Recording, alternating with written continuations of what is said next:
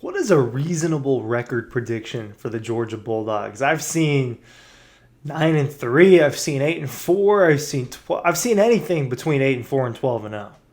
But what is actually the most reasonable record for the Georgia Bulldogs to have when you're projecting it into 2025? 8-4 is extreme. Like, that's an extreme low. I look at Georgia's schedule and I say I would be shocked if they lost 4 games. And then I look at it and I say 12-0. I say it's possible. It's possible. I think that it's more possible than 8-4. But this is a difficult schedule. And if this team isn't full of a bunch of superstars like it has been in the past, which we truly don't know whether it is or isn't, then it's difficult to say, hey, they're going to plow through this entire regular season and go 12-0. We saw them lose 2 games on the road a season ago.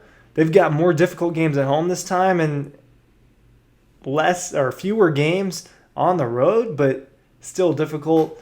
Let's run through it and let's talk about what is the real percent chance that they win each one of these games.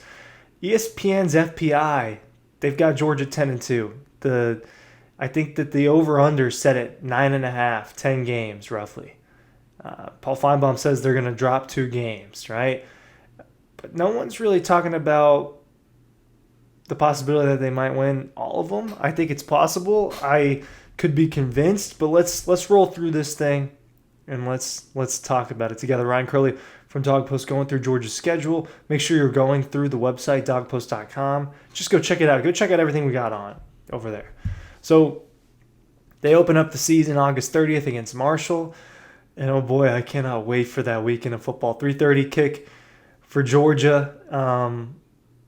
They're going to win that game, right? Georgia's going to beat Marshall in the opening weekend. And then they're going to follow that up with another win against Austin Peay, another pay-to-play type of game, another game against a smaller school. I just think that Georgia is going to win those 2 games, and nobody in the comments is going to disagree with me on that one. Will the Dogs go to Knoxville and beat the Tennessee Volunteers in Week 3? My answer is yes. They haven't lost up there since 2015.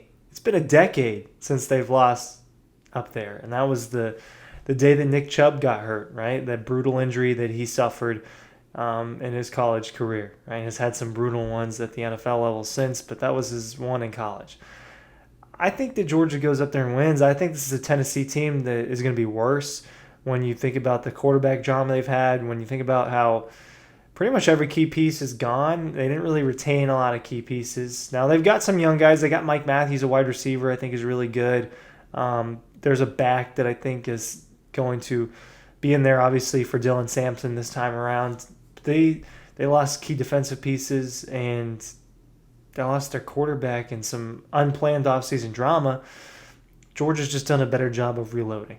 So I think that they go to Tennessee, and I think they win that game. So we're talking about 3-0 here, right? But obviously the Tennessee matchup is very, very difficult on the road.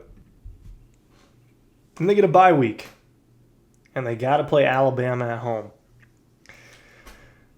Look, Alabama's had Georgia's number. This has been the team that they have just not been able to handle. They beat them in the national championship, in that 2021 national championship. But outside of that, under Kirby Smart, it's been dramatic loss after dramatic loss. This time it's at home. They haven't played at home while Kirby's been the head coach. It just hasn't happened yet. I do think Georgia's better than Alabama this season. I thought Georgia was better than Alabama last season. They weren't better that night. Alabama beat them. They go on to lose to Vanderbilt the next week. But Georgia, this time it's at home. They don't have a game-breaking quarterback like Jalen Milroe or Jalen Hurts or someone like that to just destroy them in the fourth quarter, destroy them early on. I do think Ty Simpson's going to be a good starter for them. I recognize that they've got real talent at wide receiver. I recognize they got real talent on this defense, but this is a home night game for Georgia that when it happens, it will be the biggest game, I think, arguably in history.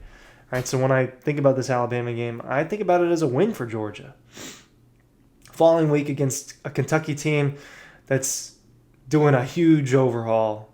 All right, they lost a lot of key pieces. They lost their quarterback this offseason. They almost lost their head coach. They lost him for about, 20 minutes? I think there was 20 minutes between the notifications I got for Mark Stoops is going to Texas A&M, and then no, it's going to be Mike Elko, right? That was a weird situation. So Kentucky's had a lot of overhaul. They've had a lot of strange happen this offseason. I don't think that they're going to go to Georgia and really even compete. I don't think it's a close game. I think Georgia handles Kentucky at home the way they have the last couple of times they played them.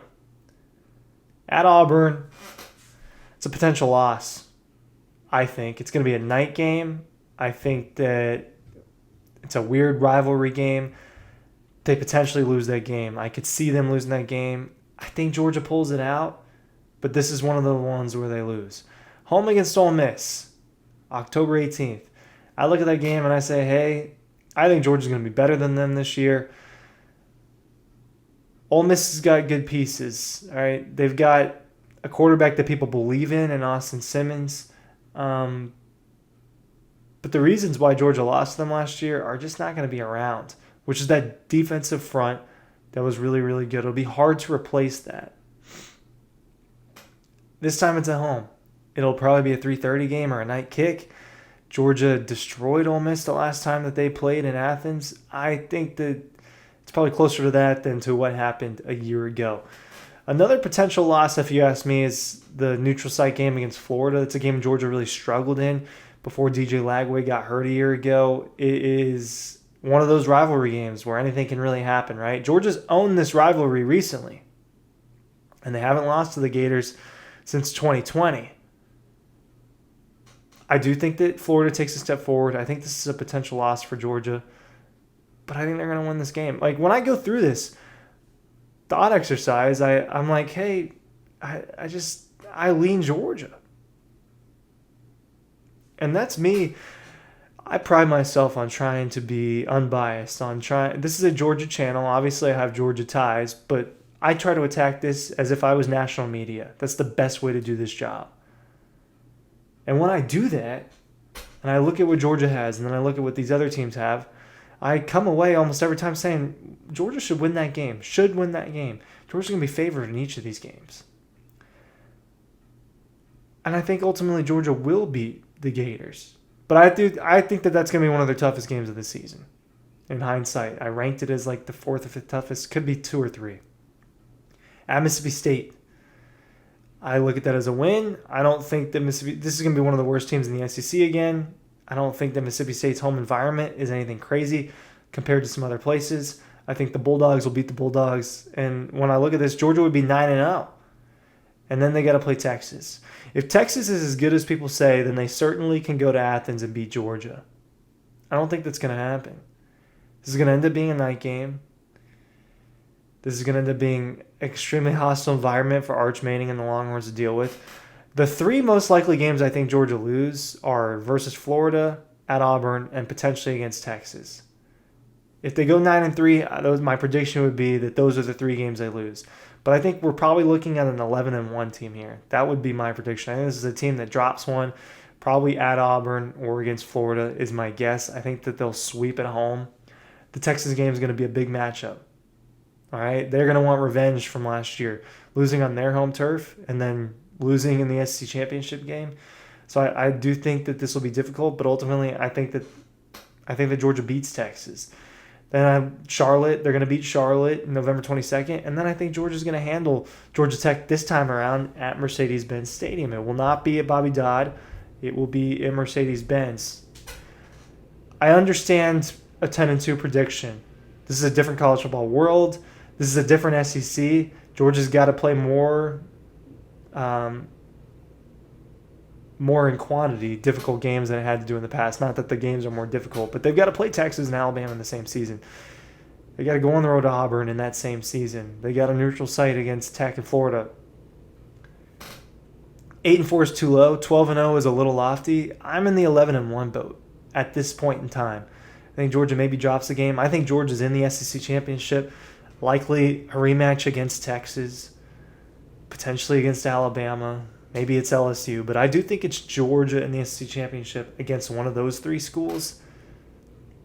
Which game are they most likely to lose? I think that's a really good question. And my question for you is, did you make it through the end of this video? And if so, I appreciate you. Make sure you're going to dogpost.com. Make sure you're looking at the link in the description down below. Have a good 4th of July weekend.